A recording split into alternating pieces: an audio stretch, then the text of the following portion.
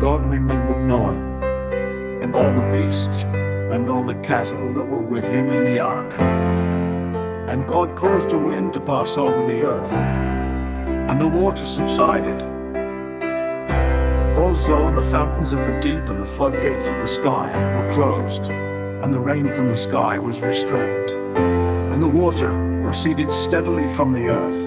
At the end of 150 days, the water decreased. In the 7th month, on the 17th day of the month, the ark rested upon the mountains of Ararat. The water decreased steadily until the 10th month.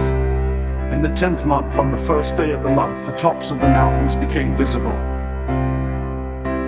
Then it came about at the end of 40 days that Noah opened the window of the ark which he had made.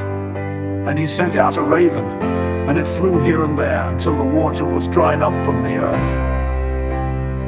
Then he sent out a dove from him to see if the water was abated from the face of the land. But the dove found no resting place for the sole of her foot, so she returned to him into the ark, for the water was on the surface of all the earth. Then he put out his hand and took her, and brought her into the ark to himself. So he waited yet another 7 days, and again he sent out the dove from the ark. The dove came to him toward evening, and behold, in her beak was a freshly picked olive leaf. So Noah knew that the water was abated from the earth. Then he waited yet another 7 days, and sent out the dove, but she did not return to him again. Now it came about in the 601st year, in the 1st month, on the 1st of the month, the water was dried up from the earth. Then Noah removed the covering of the ark, and looked, and behold, the surface of the ground was dried up. In the 2nd month, on the 27th day of the month, the earth was dry. Then God spoke to Noah, saying, Go out of the ark, you and your wife and your sons and your sons' wives with you. Bring out with you every living thing of all flesh that is with you, birds and animals and every creeping thing that creeps on the earth, that they may breed abundantly on the earth, and be fruitful and multiply on the earth. So Noah went out, and his sons and his wife and his sons' wives with him.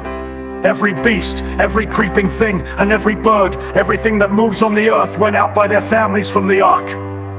Then Noah built an altar to the Lord, and took of every clean animal and of every clean bird, and offered burnt offerings on the altar. The Lord smelled the soothing aroma, and the Lord said to himself, I will never again curse the ground on account of man, for the intent of man's heart is evil from his youth. And I will never again destroy every living thing, as I have done. While the earth remains, seed time and harvest, and cold and heat, and summer and winter, and day and night shall not cease.